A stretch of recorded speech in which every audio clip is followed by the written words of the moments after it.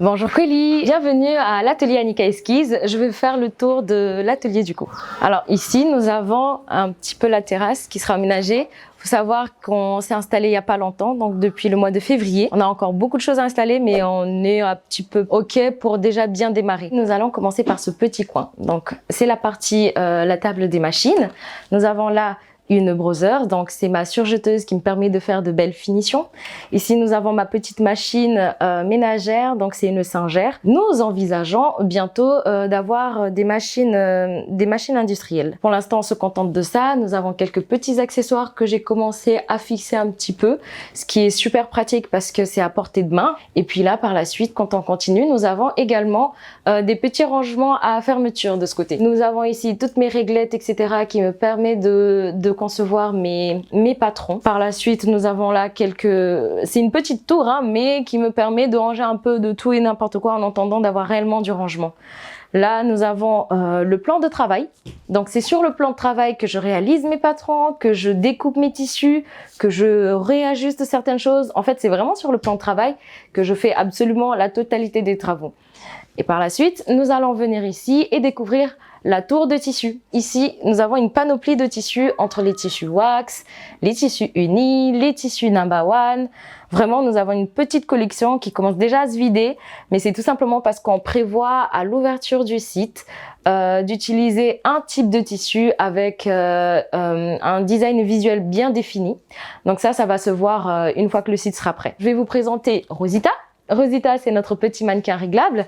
Donc, comme vous pouvez voir, c'est un mannequin de chez Prima Donna qui va de la taille S à la taille L, ce qui est super pratique parce que à chaque client, je peux concevoir directement leur tenue sur mesure à partir du modèle là.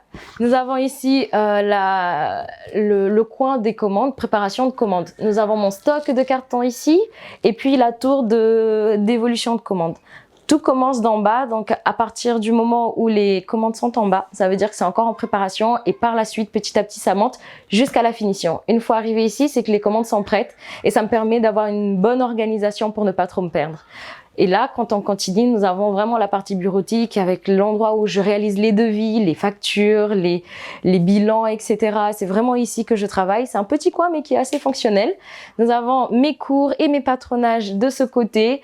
Oui, parce que je continue toujours à me former, même si j'ai commencé l'activité, il faut jamais arrêter. À l'avenir, on envisage, une fois qu'on commencera à recruter des employés, à déménager, à avoir un lieu beaucoup plus grand. Le lieu est déjà là, mais il reste plus qu'à l'aménager. Depuis toujours, en fait, je suis passionnée de couture. Sauf qu'on a l'habitude à Mayotte de nous dire que le métier de couturière, c'est pas un métier d'avenir, qu'on ne peut pas gagner sa vie avec. Et donc, forcément, je l'ai gardé dans un coin de ma tête, mais sans pour autant en faire un métier.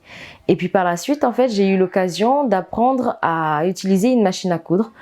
Et par le biais de quelqu'un d'autre, et de là en fait ça a démarré. Alors c'était en aucun cas dans l'objectif d'en faire une marque, hein. Je voulais tout simplement m'habiller de mes vêtements. Et donc par la suite, avec un peu de recherche et puis une mauvaise orientation, recherche de réorientation, etc., j'ai fini par me lancer. Et de là donc j'ai commencé à me former. Et en 2019, je suis revenue ici avec beaucoup de compétences. Il y a eu le confinement qui a eu un réel déclic dans ma vie, et donc j'ai décidé de me lancer sérieusement. Donc de déclarer l'entreprise, de chercher des subventions, de monter réellement l'entreprise et de faire quelque chose de sérieux. Donc ça fait maintenant depuis décembre 2020 que Annika Esquisse existe réellement. Les types de clients d'Annika Esquisse, c'est des personnes qui veulent vraiment se sentir spéciales. C'est avant tout ça.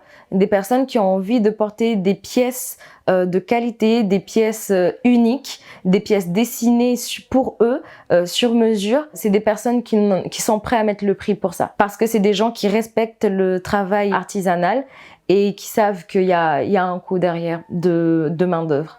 Pour l'instant, nous sommes en train de créer un site internet qui va bientôt ouvrir.